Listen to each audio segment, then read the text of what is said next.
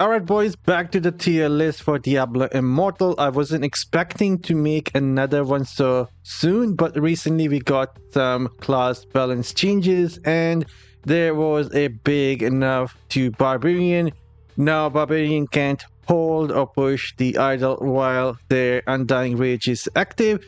Because of this, we are already seeing some players switching classes and Battleground feel a bit different. But anyways, moving forward, this time around the tier list will be based on several factors. As you can see, these include class damage, defense, objective, control, how well they can hold or push the idol, team support, mobility skills, and overall impact. Even though some classes may perform poorly in defense or support, they can still have a high impact if they excel in damage, objective, or the support.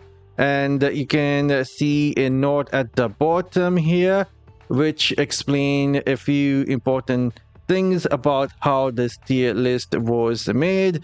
As a reminder, this tier list is a personal opinion and not a fact. You can see that on the top. I'll be assigning points for damage, defense, objective, control, support, mobility, and impact. Then we'll use those points to determine the overall tier rating. If you disagree with my assessment here, feel free to try making your own tier list using these rules and see what rating each class gets. Now that is out of the way, let's get started with the monk.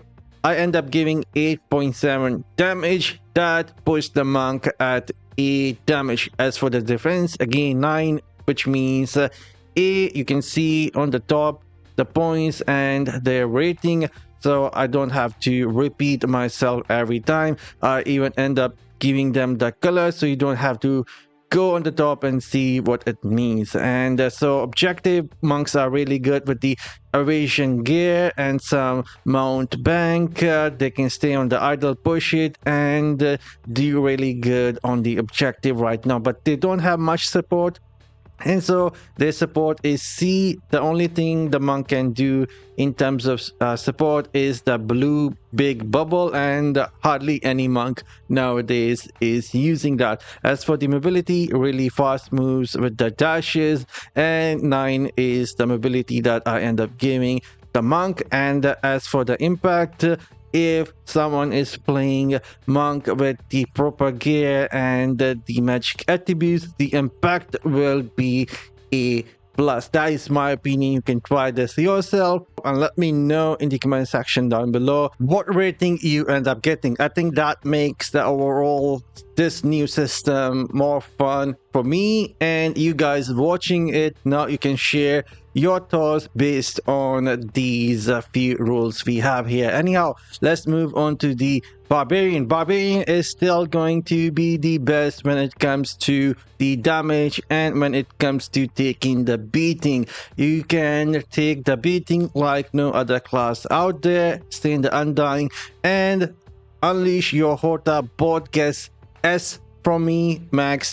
That is absolutely max. But for the objective, we have gone down to B plus here, 7.8. You will not be holding or pushing the objective, but you will still be there fighting. So if your damage sucks, there might not be a point of playing a Barbarian. Should be played by people who know they will be doing some heavy hitting and sending other people off the idol. That is where the objective comes in for a Barbarian. If you know you won't be doing that, maybe try out something else that can support your resonance and secondary stats. But for the support, there isn't much happening for a Barbarian other than Spark Dusk, and even that has a long ass cooldown, and mostly the games are between 6-7 minutes, and you can try and see how many times you can use that. So if you really want to play some support class, maybe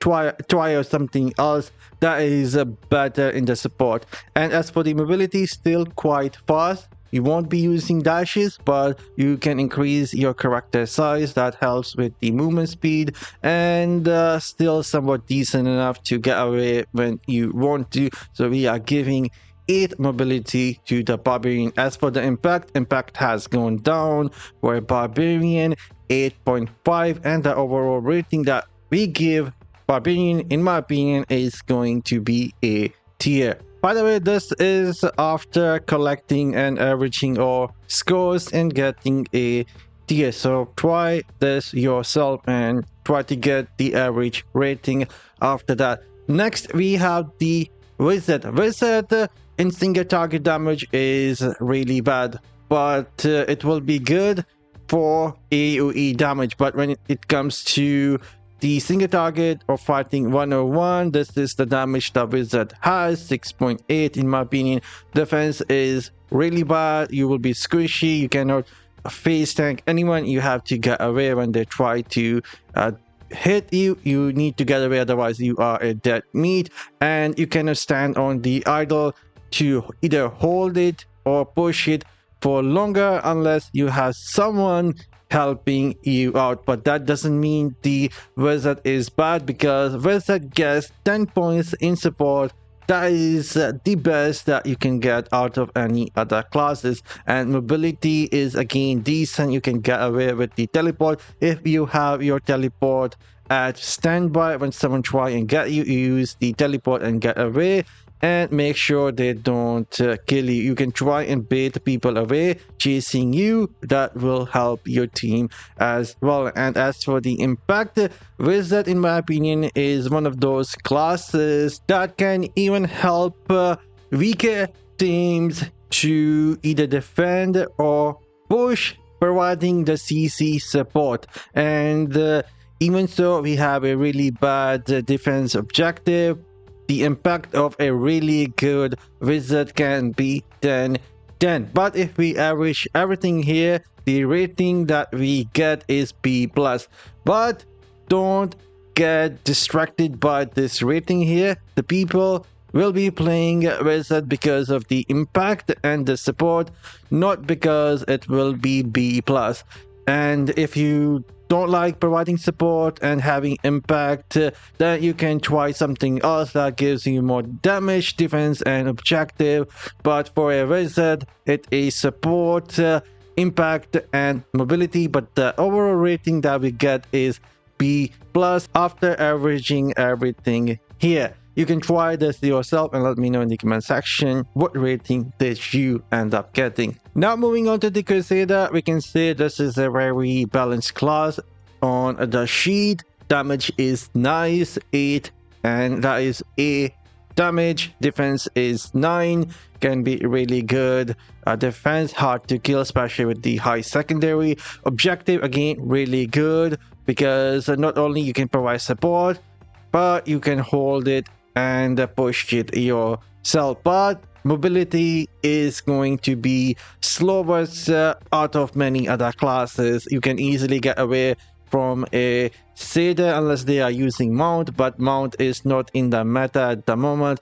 If you're going full tank and providing support, objective, defense, then your mobility will be lacking. But overall, the impact is going to be 8.5. Some people might give it higher impact, but for me, this is what I end up giving Crusader.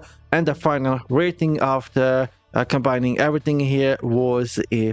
Let me know in the comment section down below. I'm actually interested in wanting to know how would you guys rate this and what rating you will get. Next, we have the Necromancer. You guys will be like, mobility, why is it getting 10? The reason I end up giving 10 mobility to Necromancer has one of the best mobility skill, that is a red form. They can do damage in red form, they can avoid damage in red form, and the cooldown isn't all that high. So the skill, if mobility used well, it is one of the most deadly mobility skill out there, and I end up giving it 10. But anyways, as for the damage, is somewhat good.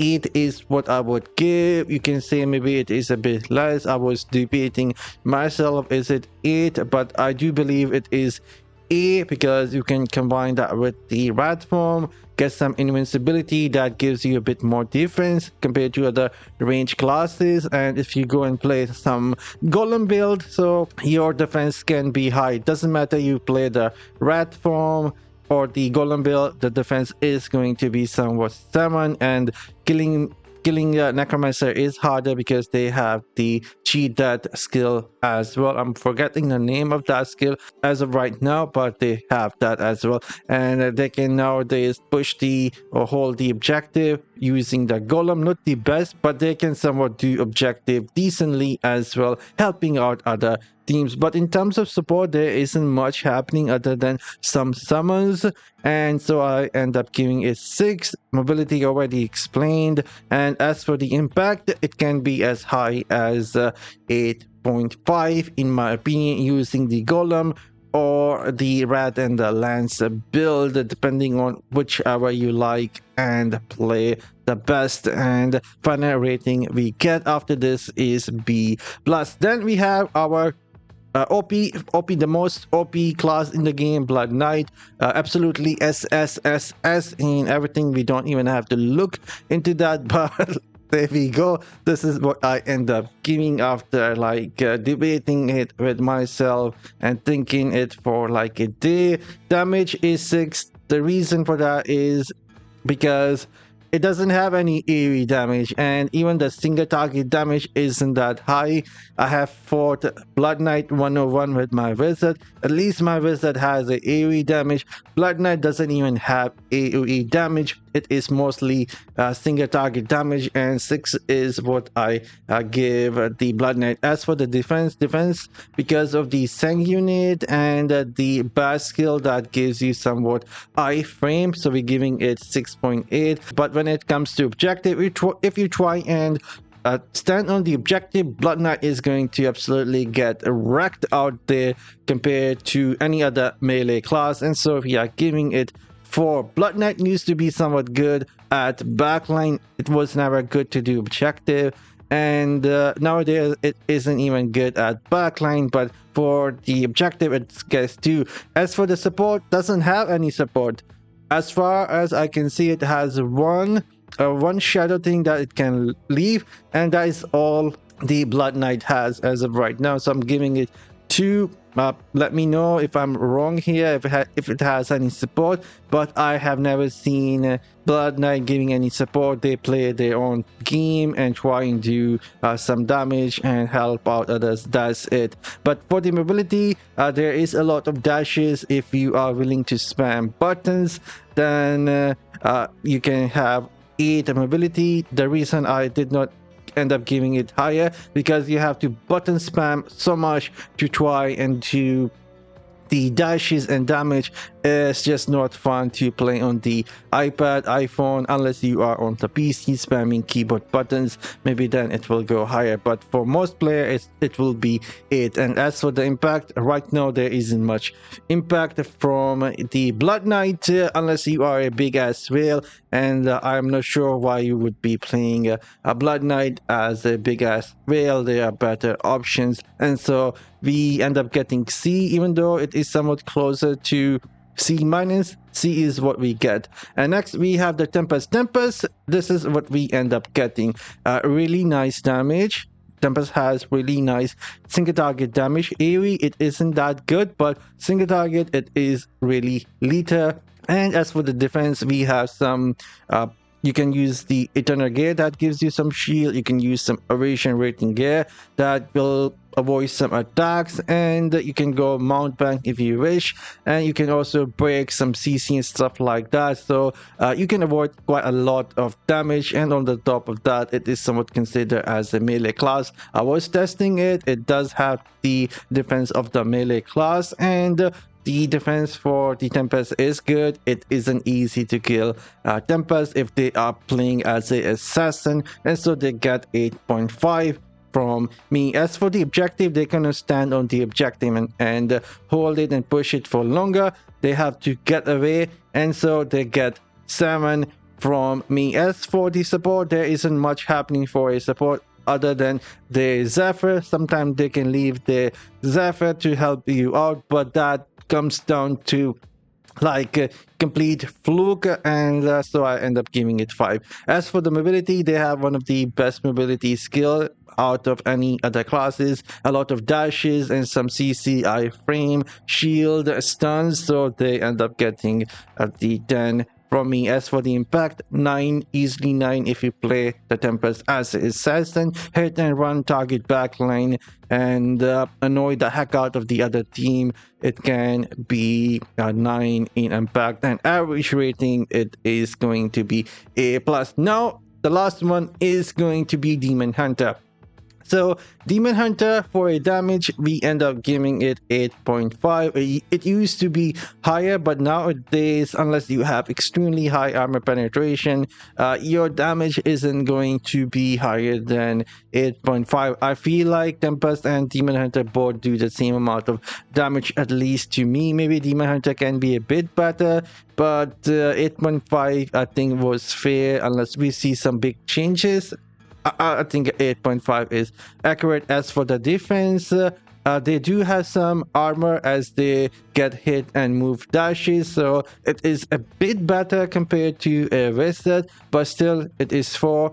You won't able to hold or push the idol. If you try and do that, you will be getting killed unless you are a big ass whale. And as for the support, they can go with the support build with a lot of summons and stay at the back line, but there is a negative for that. You would be needing legendary gems that give you bust for the summon, and a lot of players out there doesn't have that. So for the support, I end up giving it Salmon, which is basically B+. If you want to play like a support build, it will be B+ build. As for mobility, mobility is fast. You can get away, kite, and try and do damage. So mobility is 9. It would be 10 if you were not only kiting but doing some high insane damage at the same time, like Tempest can do with the dashes. But for the Demon Hunter, you will be using the mobility to get away mostly than